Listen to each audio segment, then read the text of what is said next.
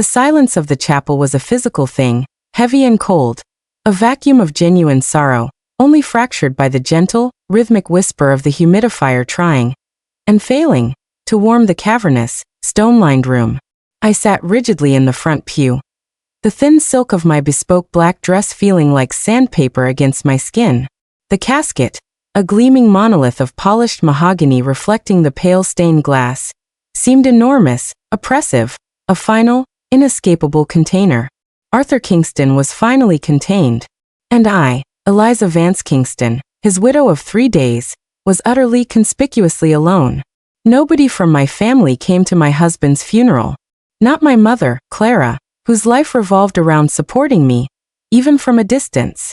Not my father, Liam, a man who had sacrificed a partnership track at a major DC firm to dedicate his legal genius to personal estate protection after a family crisis years ago. Not even my best friend, Jenna, who had promised me years ago she would be the one to physically drag me out of my marriage and hide me in her tiny New York apartment. They weren't here. The 3 rows behind me were populated only by Arthur's cold, transactional world. His 7 senior partners from the formidable Boston law firm, a few icy, well-preserved clients who smelled of old money and judgment, and the requisite corporate sycophants who whispered about quarterly reports and merger prospects even while supposedly mourning. I felt the collective weight of their judgment settling on me. A silent, suffocating assumption that saw the empty pews and immediately concluded I was the toxic, isolated wife they had always suspected me to be. My life with Arthur had been a masterclass in emotional tyranny disguised as upper-class stability.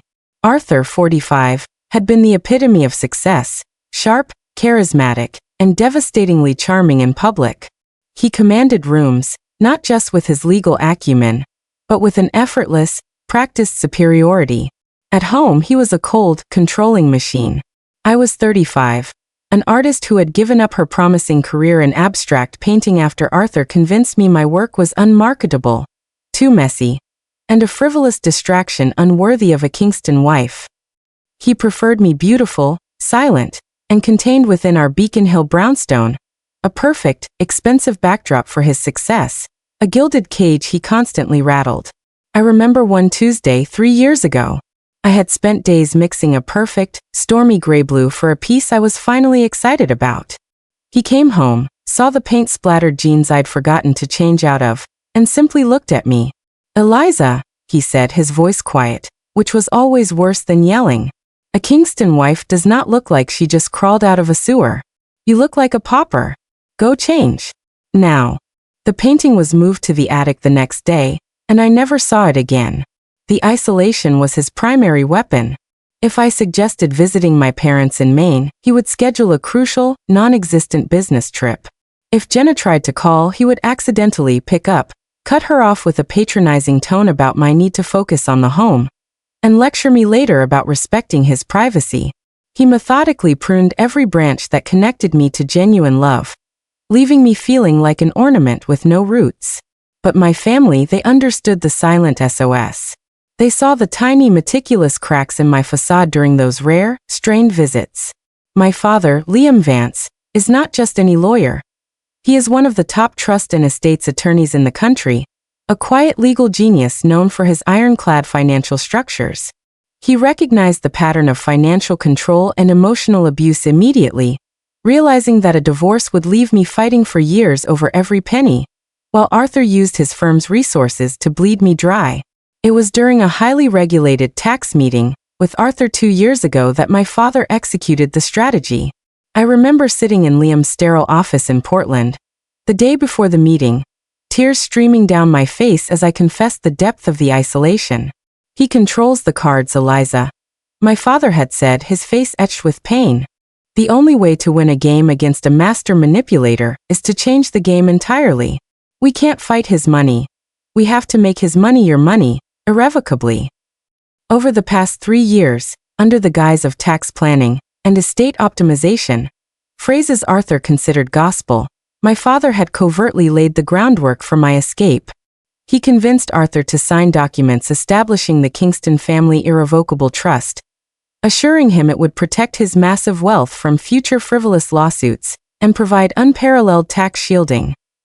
Arthur signed, thinking he was the mastermind securing his own legacy, unaware that the core assets, the Beacon Hill house, a significant portion of his investment accounts, and even a large, undisclosed account in Switzerland that only his firm knew about, were irrevocably moved into this trust. The structure was a legal fortress, with me as the sole, non-removable trustee and beneficiary.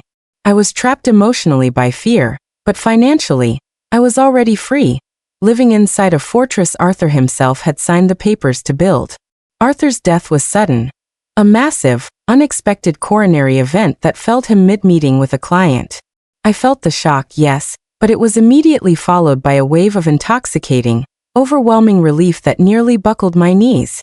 I was free, but the execution of that freedom had to be perfect. The final move required me to play the role of the grieving widow until the will was read. The funeral today was my final act of performance, a painful necessity to secure the last legal step. I had called my mother the day before, my voice thick with feigned grief and a strange, desperate excitement. "Mom, you have to come.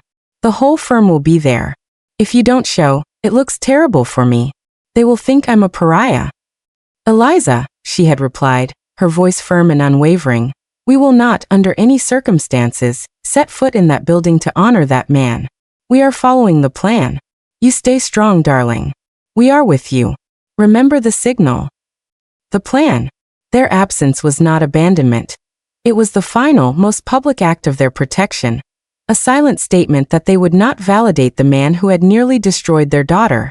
My eyes drifted to the entrance, waiting for a ghostly family member to materialize, but only the funeral director, Mr. Jennings, stood guard, his face a mask of practiced neutrality.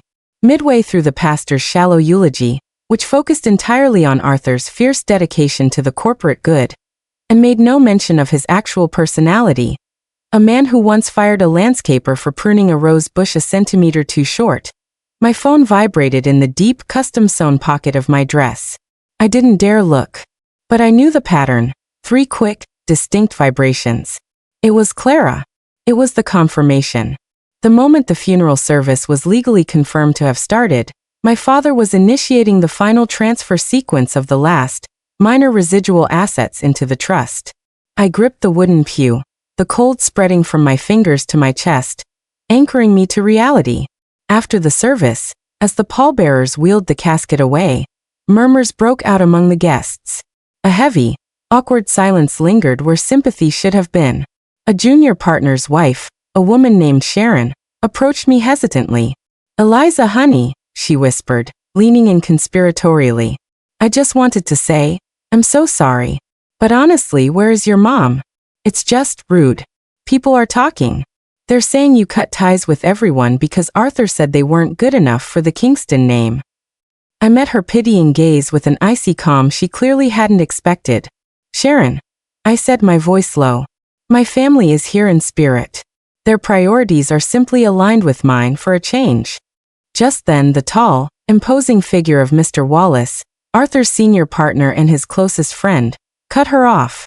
His severe silver comb-over seemed sharper than ever, and his expression was full of contained malice. "Eliza," he said, his voice low and dripping with faux sympathy, "I am deeply sorry for your loss. Truly. But I must say, your family's absence is frankly astonishing. Unforgivable even. To leave you alone at this moment. It shows a profound lack of respect. I suppose they always disapproved of Arthur, and now they're making a spectacle of it." I stood up, adjusting the veil that concealed the nascent triumph in my eyes. I looked him directly in the eye, savoring the moment. "My family is not disrespectful, Mr. Wallace," I said, my voice quiet but cutting through the post-service chatter. "They are simply taking the position that Arthur earned. They are acting exactly as they should." His brow furrowed, confused and slightly angered by the cryptic answer. "Well, let's hope they at least show up for the reading of the will. At least you'll have the house," though knowing Arthur, he would have made sure to protect his wealth from any emotional decisions. He trailed off with a patronizing chuckle, implying I was too stupid to handle money. The final confrontation was scheduled for 45 minutes later at the offices of Arthur's estate attorney, Mr. Thorne, in the financial district, a room built for brutal business. The space was cold, sterile, and furnished with heavy, unyielding leather. Present were Mr. Thorne, Mr. Wallace, Arthur's key witness and closest associate, visibly anticipating a power grab, and myself. I sat silently, a serene calm washing over me. I knew the script and I knew the twist. Mr. Thorne cleared his throat, his face already etched with discomfort. We are here for the reading of the last will and testament of Arthur J. Kingston, dated 3 days prior to his passing. My heart gave a sudden, hard jerk of validation. 3 days prior. I knew it. Arthur, even in the throes of his final illness, had been orchestrating one last, cruel, financially crippling move against me. Mr. Thorne proceeded to read the document. It was brief and brutal, exactly as I had anticipated. The Beacon Hill house? To be liquidated and the proceeds placed in a restricted foundation. My future income? A meager, restricted annuity, sufficient to sustain a comfortable but modest lifestyle, reflecting Mrs. Kingston's limited financial expertise. All other substantial assets, the majority of the investment portfolio, the massive stock holdings, and the highly valuable art collection Arthur had bought only to spite me, were bequeathed to the Arthur Kingston Memorial Fund for Scientific Advancement. The fund would be administered by none other than Mr. Wallace and a woman I had never met, his private secretary, Clarissa Lowe, an obvious mistress or the mother of a secret child. As Mr. Thorne finished, Mr. Wallace leaned forward, his eyes glittering with undisguised triumph, his lips curled into a barely contained, celebratory smirk. He thought he had won both financially and morally. He thought Arthur had secured his power even from the grave, and that I would be left defenseless, financially crippled, and forced to beg him or the foundation for pennies to sustain my life. I remained perfectly calm. I didn't cry. I didn't gasp. I simply reached into my oversized handbag and pulled out 2 documents. A thick, bound portfolio stamped with my father's firm seal, and a thin, elegant pen. Mr. Thorne, I said, my voice steady, professional, and entirely devoid of emotion. Before we discuss the validity of this recent document, I believe we need to address a pre-existing financial instrument. Mr. Wallace scoffed, a deep, resonant sound of contempt.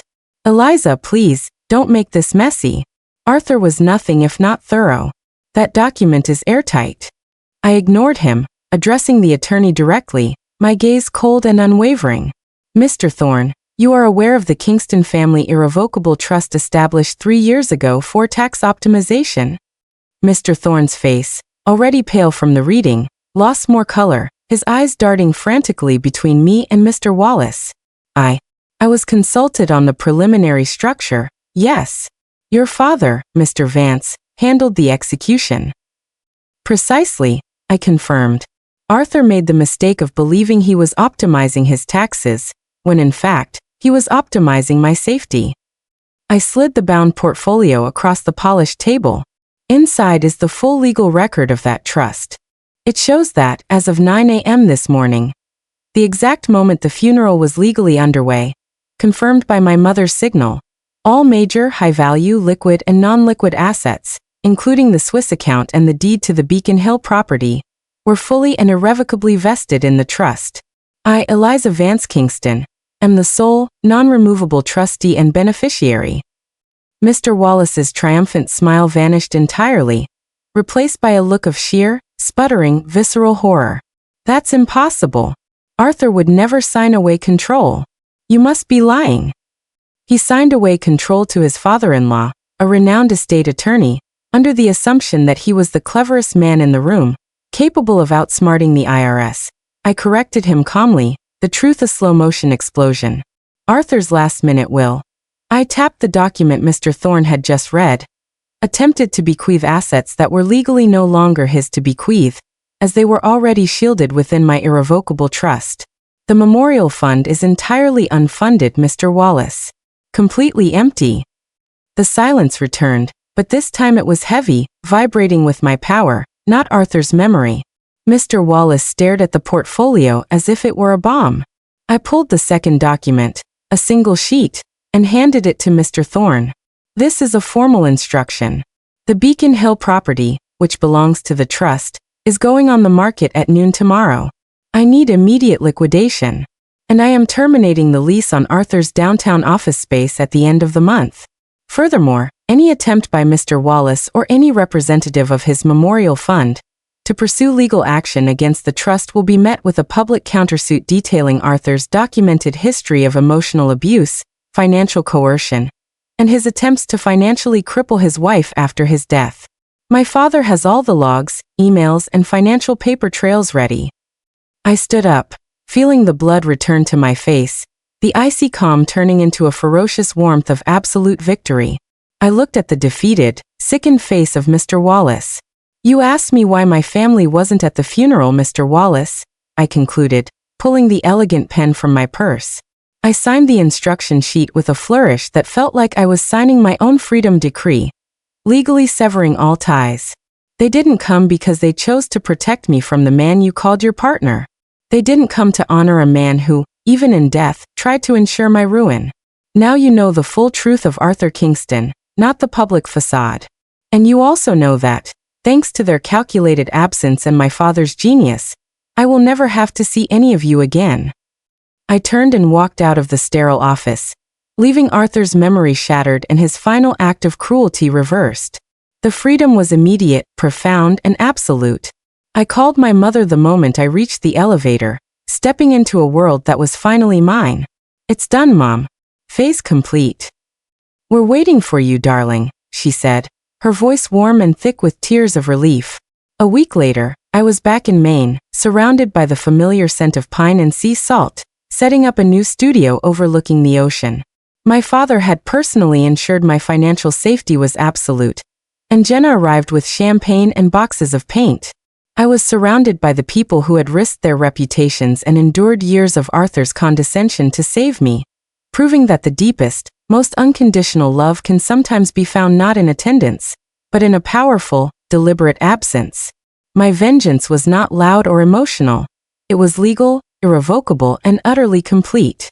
I finally picked up a paintbrush, feeling the vibrant color flow back into a life that Arthur had drained to gray.